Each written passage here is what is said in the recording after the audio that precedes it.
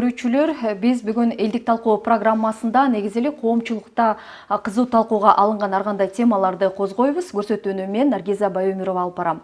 Жогоруда айткандай, ушул программада эл арасында ар кандай акыркы кызуу талкууга алынып жаткан маселелерди козгойбуз. Мына ушунун арасында кечээки ушул 1-май күнү бир тууган Матраимовдор, башкача айтканда, анын бирөөсү депутат Искендер Матраимов ушул Кара Суу жергесинде өзүнүн атасына арналган иш-чара өткөрдү, спорттук иш-чара. Мына ушул туурасында бир коомчулукта ар кандай кайчы пикирлер жаралууда. Мына ушу теманы талкуулоо үчүн биз бүгүн студияга конок чакырган элек. Коногубуз менен тааныштыра кетсем, саясий серепчи Бакыт Бакетаев. Саламатсызбы, агай? Саламат.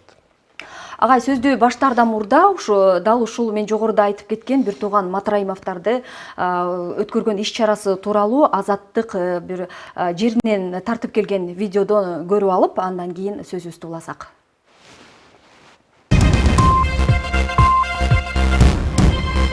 Жеңиштин 74 жылдыгына жана Матраимов Исмаил атабыздын элесине арналган волейбол жана футбол боюнча турнирдин катышуучулары.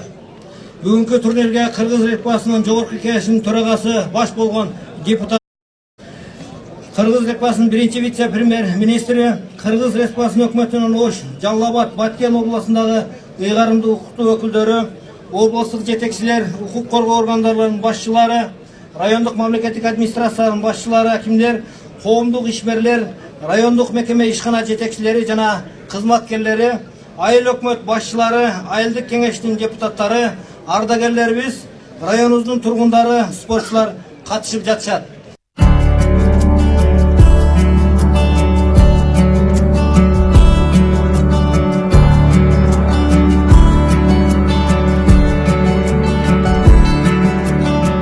Алгачкы ушул иш-чараны уюштурган Исмаил атабыздын балдарына, анын урпактарына мен терең ыраазычылык билгиземин.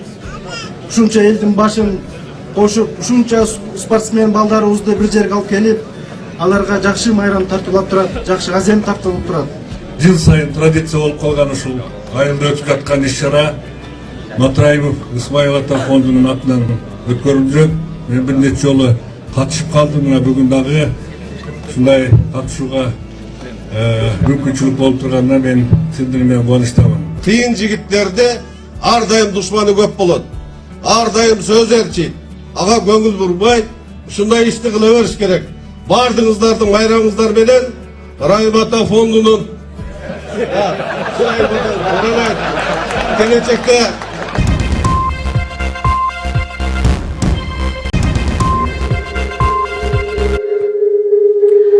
Агай, мына сиз болуп чогуу күбө болдук бул иш-чарага негизинен. Деги эле мына коомдун ошо талкуусуна алынган себеби ушул вице-премьер-министр баш болуп, спикер төш болуп дегендей, депутаттардын жоон тобу баардыгы ушул иш-чарада болушту да. Негизи эле ушундай райондук деңгээлдеги иш-чарага саясий элитанын барышы кажет беле? Эми кандай десем мен, элде ар кандай сөздөр бар. Бирөөлөрүнө колдоп атат. Мынакей алыс район болсо да ошол барып, катышып, элдин арасында жүрүп, башкалар болсо айтат, башка иштери жокпу. Ошол күнү барып, мисалы ошол вице-премьер-министр мындай бир биздин кандайдыр бир башка бир проблемаларды чечсе болмок эле деп ошондой сөздөр бар. Анан негизи спорт бул деги эле жакшы. Менин оюмча баардыгы ээрчип барганы ушул майрамга көбүрөөк келет да. Анан кийин мына уран маселеси болгондо депутаттар жок көрүнбөйт. Вице-премьер-министр ушу депутаттар талкуудан кийин барып көрүп атат. Ошон үчүн көбүрөөк проблема болгон жерге барса депутаттар, эл ыраазы болот эле да. Интернет айдыңында дагы багы чек ара маселеси өтө талкуу болбоду эле. Тажикстан менен Кыргызстандын ортосунда чек ара маселесинде дагы мынча көп депутатты көргөн эмеспиз деген сыяктуу бир ой пикирлер айтылууда. ооба депутаттарыбыз анан чоңдорубуз чынында эле мына майрамга көбүрөөк катышат да. Майрам, той, аш. Анан кийин ушул проблема болгон жерде көрүлсө эл ыраазы болот эле. Бул эми биздин баягы системанын катасы окшойт. Биз баягы партийный тизме менен өтүп атпайбы жогорку кеңешке. Ошон үчүн маселе мына ушул жерде окшойт. Анткени тизмеге баягы акча төлөп эле өтүп кеткендер көп да. Мурун баягы бир округдан бир депутат ошол жерде пропискасы барлар өтчү эле да. Ошо элдин арасында жашап, элдин арасында жүрүп, ошолор менен баягы камыр жумур болуп жүргөн депутаттар болгондо ошондой ар кандай маселелер тезирээк чечилет эле деген азыр ой туулуп атат. Партийный списокты, конечно, мына эмдиги жылы шайлоо болот да. Ошону өзгөртсө биздин проблемаларыбыз тезирээк чечилеби деген бир ой пайда болуп атат. Жана мурун биз колдонгонбуз ошо анда-мандатын округдан өткөрүп, ошондо депутаттар ошо өздөрүнүн округунда тез-тез барып, эл менен тез-тез жолугуп жүрчү эле. Жалаң тойдо ашта эмес да. Ушул депутаттар Куран окутуу, той топурга баруу сындуу бир жеке катыштарын коомдун кызыкчылыгынан дагы үйдө коюп аткан жокпу? Эми ашка эми барса болот. Андан кийин той топурларга азыраак барып, ушу проблема болуп аткан жерлерге көбүрөөк барса, эл ыраазы болот эле да. Эл азыр көрүп атат. Азыр бүгүнкү заманда интернеттен эчтекени жашыра албайбыз. Ошон үчүн депутаттарыбыз, чоңдорубуз өздөрүнүн баягы саясатын өзгөртпөсө, эмдиги жылы бул депутаттар кайсы тизмеде болсо артка тарта турган депутаттар болуп калат да. Ушул эле Матраимовдордун атасына арналган иш-чарага бир жоон топ депутаттардын барып катышканын жогоруда көрүп болдук. Алардын арасында эл өкүлү Алмазбек Токторов дагы бар экен. Ал эмне үчүн, эмне себептен ошол бир тууган Матраимовдордун арналган спорттук иш-чарасына барганын биздин сайтка билдирди эле. Угуп көрсөк чогуу сиз менен.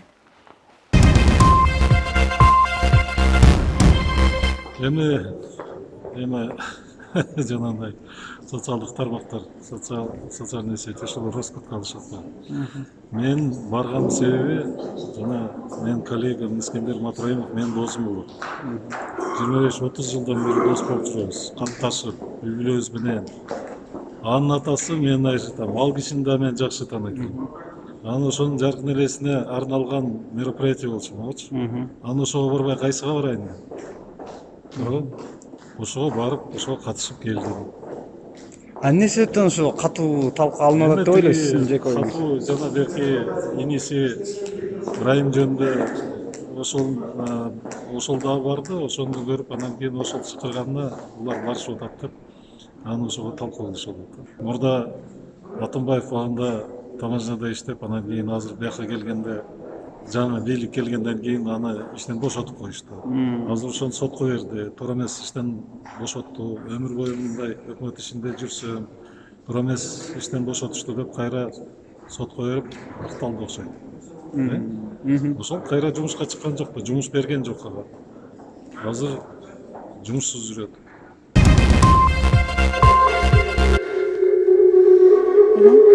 Агай, мынакей эл өкүлүнүн баягы жүйөсүн уктук, атабыз Аяш атам болчу деген сыяктуу сөздөрдү айтты.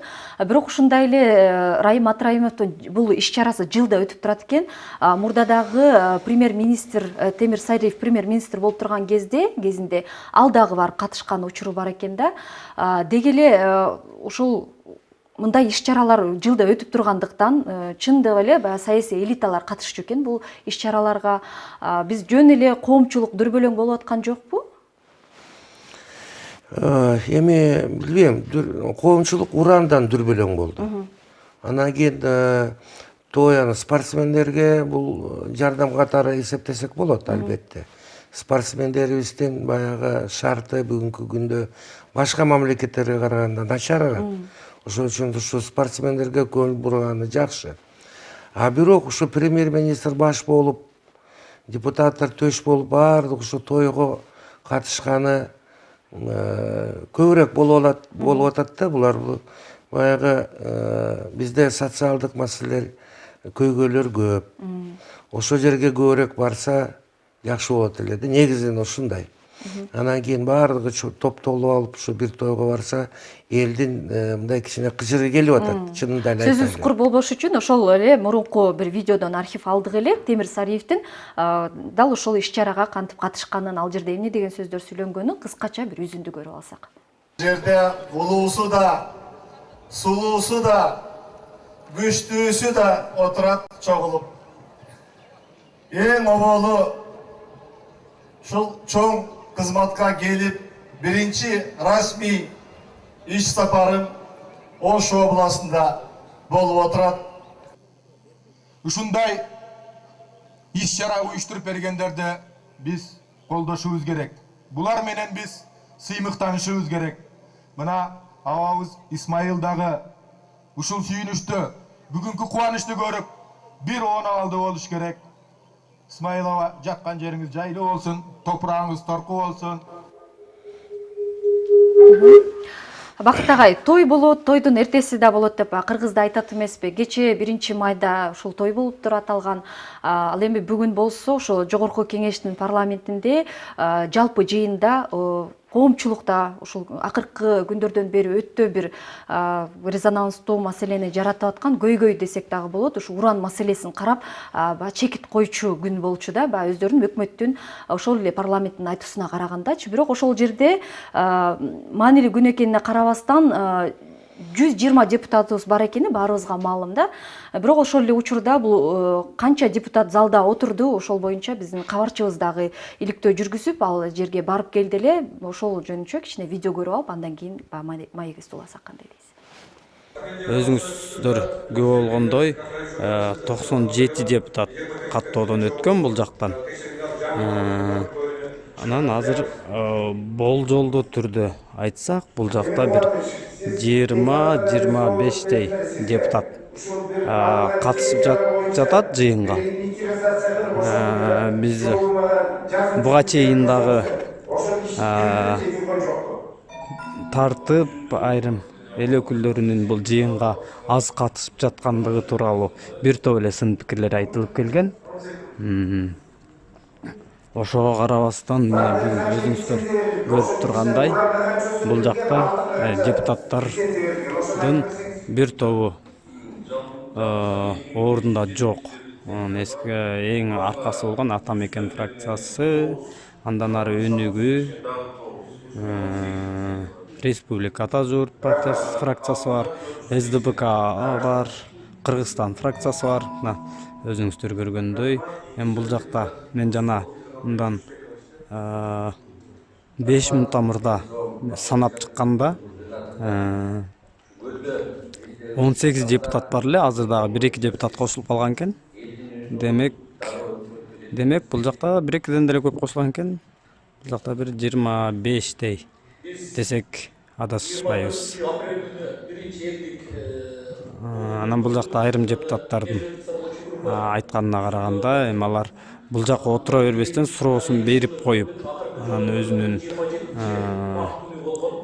бөлмөсүнө барып, ар кандай конокторду болобу же ар кимди кабыл алып иш жүргүзөбүз деген жооп кайтарып келишет.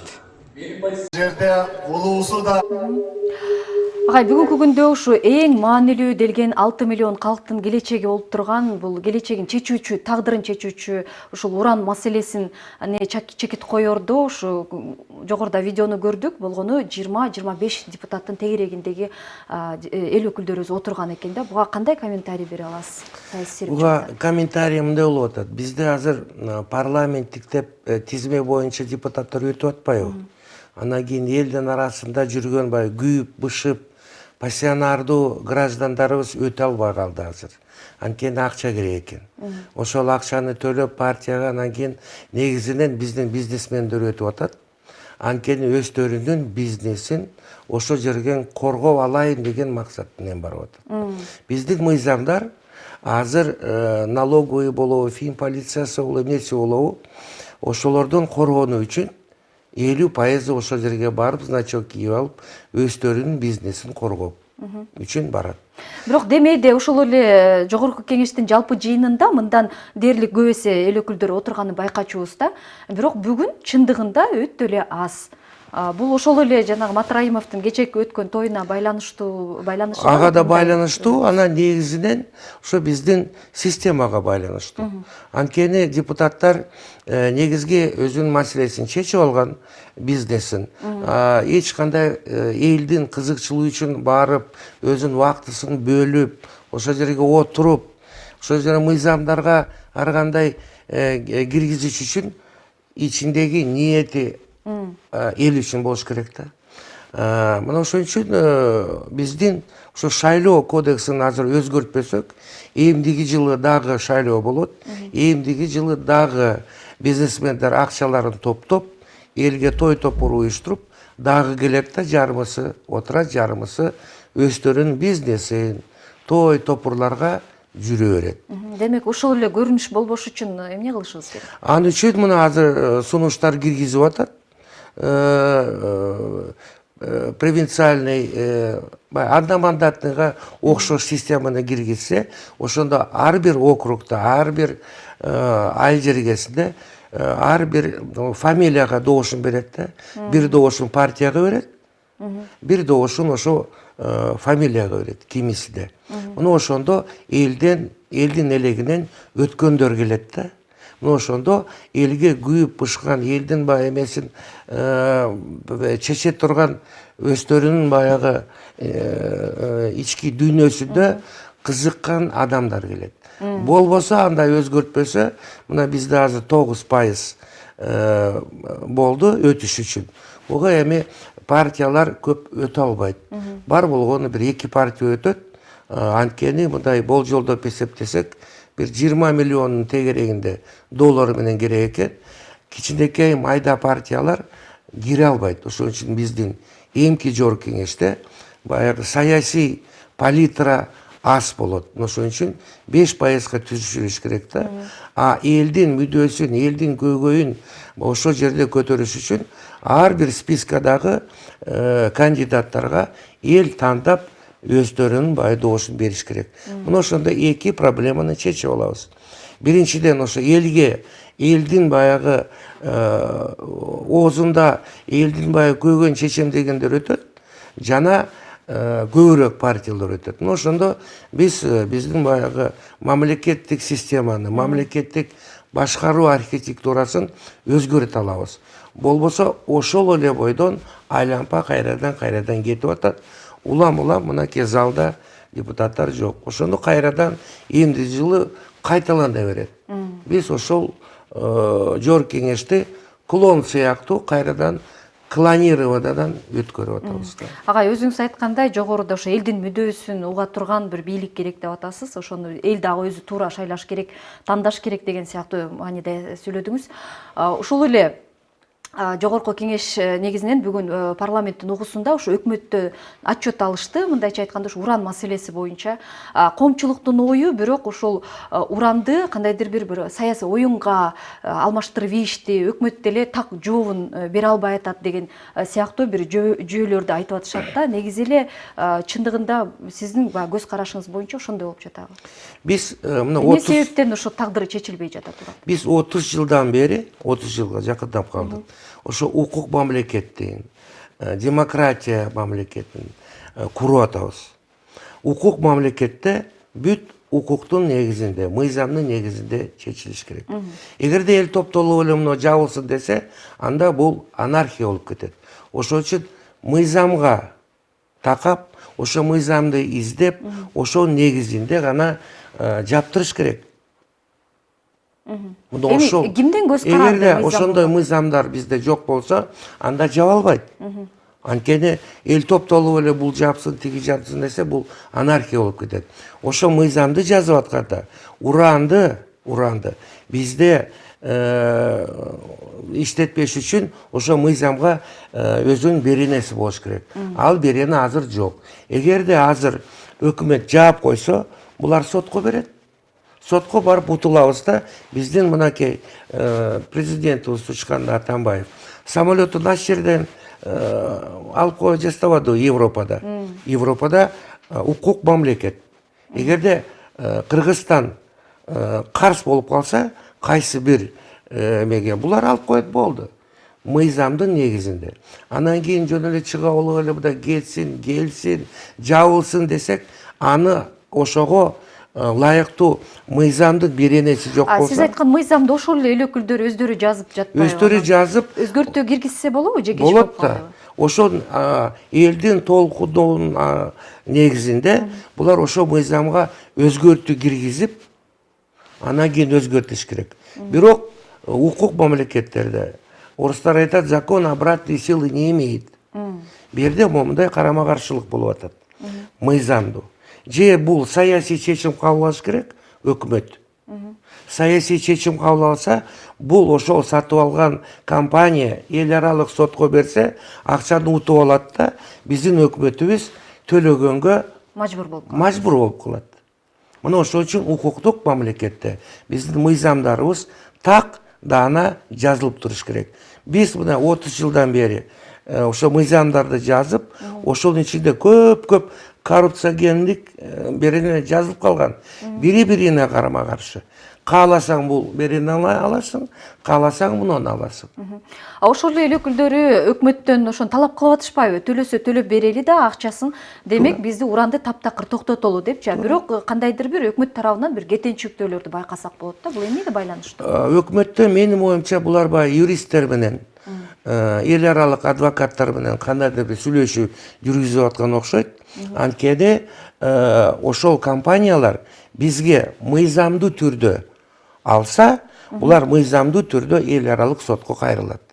Эгерде мыйзамдуу эмес болсо, анда ал лицензияны жөн эле алып алса болот. Ошол үчүн депутаттарда эки жол бар.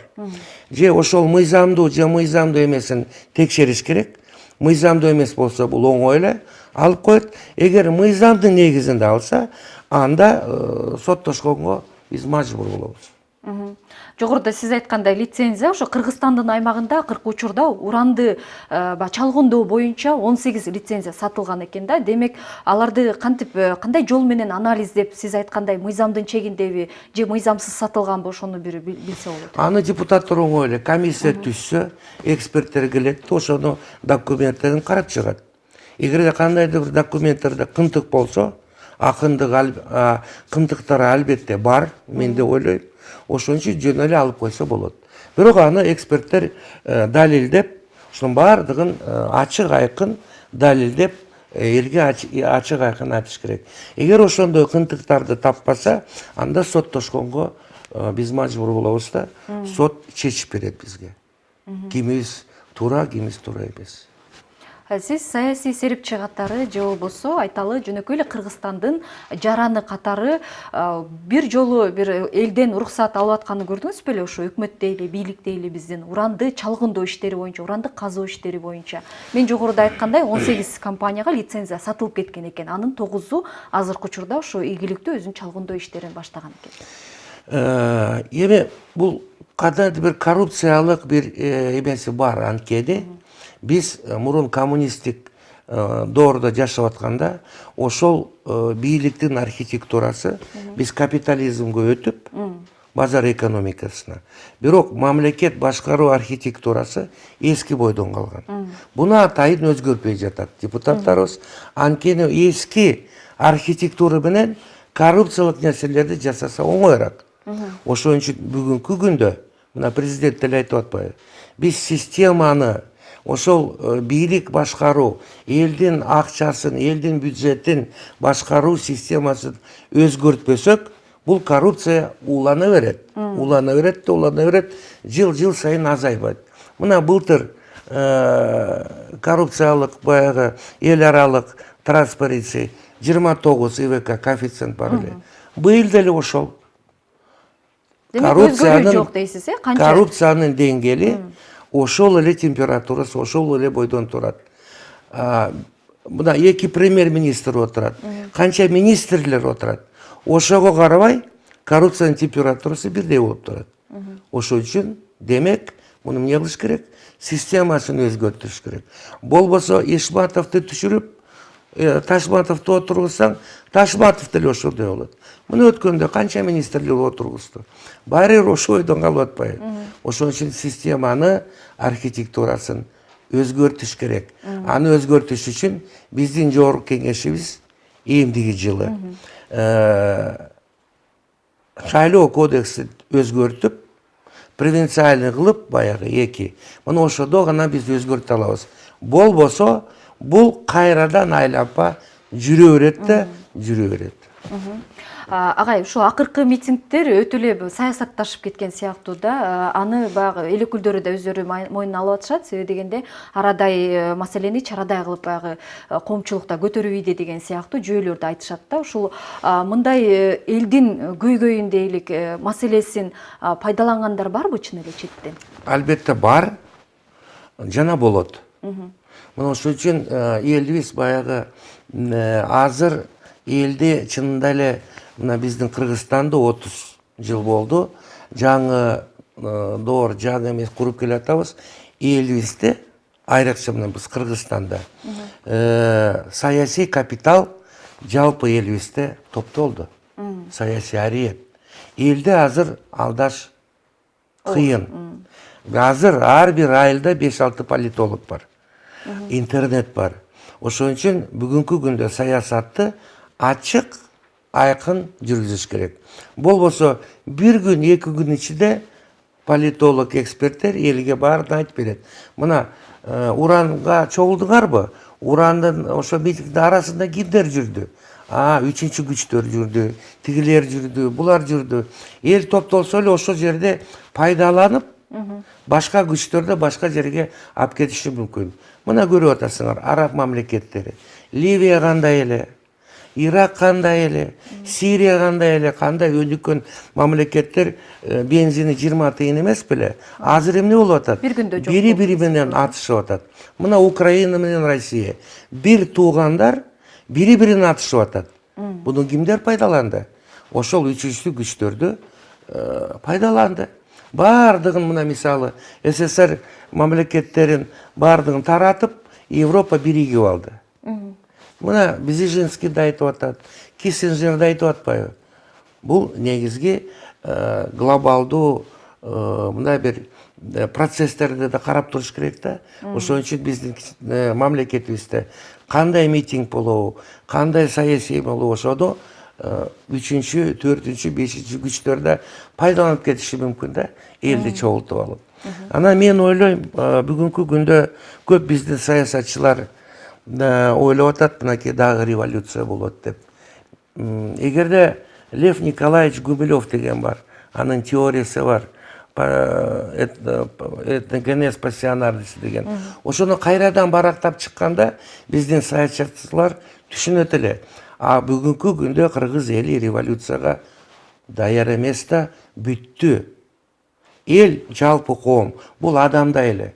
Мына мен 20 жашымда сальто жасачу элем, оңой эле. Азыр жасай албайм. Коом деле ошентип картаят. Жаңылары келип, ошо эмелери, эскилери кетип, ошондо гана болот. Азыр мына 2 жолу революция болду. 3-чү жолу бир 28-жылдарды болуш керек. Анткени саясий элита алмашкандан кийин болот. Азыр баары эскилер эле жүрбөйбү? Кайрадан революция болбойт да, чыкпайт. Бул ошол теориясын Гумилевдин акырын барктап чыкса, Гумилев абдан сонун жазган. Албетте көптөр ага баягы туура эмес деп эсептейт. Бирок ошондой Гумилев боюнча чыгып атпайбы? Бирок революцияны канча алыстатпайлы, бирок ошол эле кыргыз элине, карапайым кыргыз элине десек да жарашат, революциянын эч кандай кереги жок болуш керек да. Буга дагы көптөгөн баягы бөгөт коюларды коомчулук өзү жасаса болот деп ойлойбуз да. Сиз айттыңыз, ошо 3-чү күчтөр бар, 4-чү күч, башка күчтөр пайдаланып кетет деп жогорудачы. Коомчулук дагы эле күмөн да, 3-чү күч деп кимди айтасыздар, 4-чү күч деп кимди айтасыздар депчи. Сиз көз карандысыз, ошо саясий серепчи катары 3-чү күч деп кимди тааныйсыз? Мисалы ИГИЛ деген бар. Жок, биздин Кыргызстандын. Кыргызстанда. Булар баягы эл топтолсо өздөрүнөн буруп кетиши мүмкүн да. Бул саясий технология дейт. Азыр мынакей Россия менен Америка тирешүү болуп атат. Бири-бири менен санкция кылып атат. ар кандай экономикалык тирешүүлөр болуп атат. Ошон үчүн ошол күчтөр абдан финансылык жактан күчтүү. Биздин баягы митингге чакырып аткандарды тиякты биякты элди топтоп эле буруп кетиш бул оңой эле, бул политтехнология деп коет. Аны эл өзү кийин билбей калат. Кимдер жардам берди, кимдер жардам берген жок. Ошон үчүн азыр жалпы геосаясаты экиге бөлүнүп атат. Мына эки пояс болуп атат. Бир жагынан Кошуп Штаттар, бир жагынан Кытай, Россия болуп атат. Ошонун негизинде азыр чоң гео баягы макро саясий оюндар болуп атат. Большая игра деген Великобритания 17-кылымда баштаган ошол оюндар, саясий оюндар кетип атат. Башка баягы нефтке байланган, жана башка баягы углеродторго байланган күчтөр бар. Алар ар кайсы эмелерди кыла берет. Разделяй и властвуй деген бир орустарда принцип бар. Ошон үчүн элди бөлүп жарып, анан өздөрүнүн пайдасын таап алгандар өтө көп. Эгерде мында азыр изилдесек, ким пайда тапты? Сириядан, Ливиядан. Ким пайда таап атат? Крымдан, Украинадан. Ал оңой эле. Чоң баягы финансалык агымдар каяка кетип атат. Ошол жерге бир сереп салсак, ошол жерден билип алат. Сиз бага жалпы дүйнөлүк деңгээлде бага сарасеп салдыңыз окшойт. Азыр бирок ички бага Кыргызстандын ички дагы саясаты бар да, ошонун негизинде ар кандай ошол экс президенттердин дагы таасири тийип кетип атат деген сыяктуу сөздөр бар. Ошого кошулсак болобу же ага негиз жокпу? Эми үчүнчү күчтөр бизде да бар. Мына мисалы Бабанов келем деди бияка. Туурабы? Элди 5-6 шаарда топтойбуз деди. Берде да башкалар бүгүнкү күдөгү бийликке нааразы болгондор бар. Бир башкача көз караштары бар. Алар ошолорду топтоп эле кайрабай революция кылып эле бийликке келебиз деген бизде да топтор бар. Алар ачыкка чыкпай, бирок мисалы Бабановду колдоп, же Садыр Жапаровду колдоп, же Текебаевду колдоп, баш албан кылып эле бийликке келгенге аракет жасап атат. Бирок бүгүнкү күндө ошол теория боюнча, пассионардуу этногенезин теориясы боюнча бүгүнкү күндө андай температура жок. Температура бир күндө 36-дан 41-ге чыкпайт. Бир саатта, бир мүнөттө. Убакыт керек. Биздин революциялык температура болуш үчүн азыр аны вот тиги 28-жылдан кийин болбосо ага чейин андай температура жок. Агай, жалпы эле ошо суроомдун соңу болсун. Жалпы эле ошо Кыргызстандагы саясий кырдаалга азыр саясий серепчи катары кандай баа бересиз? Абдан жакшы. Мен мынакей айтып атат, эки экс-президент менен президент мындай жарашса болот эле деп. Туура эмес. Вот ошо эки доско рахмат айтышыбыз керек. Эгерде экөө жарашып тиги госрезиденцияга отуруп алып, иштерин чечсе, коррупция болуп кетмек. Мына ошон үчүн булар эл үчүн, коом үчүн, баягы Аристотель айтпадыбы? Платон не друг, но истина дороже. Ошон үчүн ошо эки дос чоң өздөрүнүн баягы досчулугун чекеге коюп, мынакей коом үчүн, эл үчүн жолду издеп атат. Экс-президент бияктан критика кылып атат, биягынан президент өзүнүн саясатын жүргүзүп атат. Бул баягы Гераклит айткандай 2000 жыл мурун тиги Иса пайгамбар туулганга чейин айткан, ар бир коом, ар бир адам, инсан, аалам дайыма имманенттүү карама каршылык менен гана алдыга жылалат. Эгер карама каршылык болбосо, алдыга коом жылбайт, экономика жылбайт. Мына ошон үчүн дайыма коомдо карама каршылык болуп, дайыма мындай баягы көз караштар көп болуп, мына ошондо гана коомубуз алдыга жылат.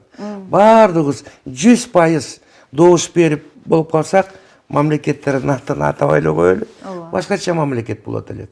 Мына ошон үчүн биздин Кыргызстаныбызда бүгүнкү күндө Орто Азияда эң жакшы демократиялуу коом түзүп атабыз. Албетте баягы өйдө ылдый болуп атат, бирок негизинен вектор абдан туура болуп атат. Рахмат агай, биздин ушу талкууга келип, алтында убактыңызды бөлүп, биз менен ушул маек куруп бергениңизге сизге ыраазычылык билдиребиз. Ал эми Элдик медиа сайтынын элдик талкуу программасы ушуну менен жыйынтыкталат. Кайрадан биздин эфирден көрүшкөнчө саламатта туруңуз.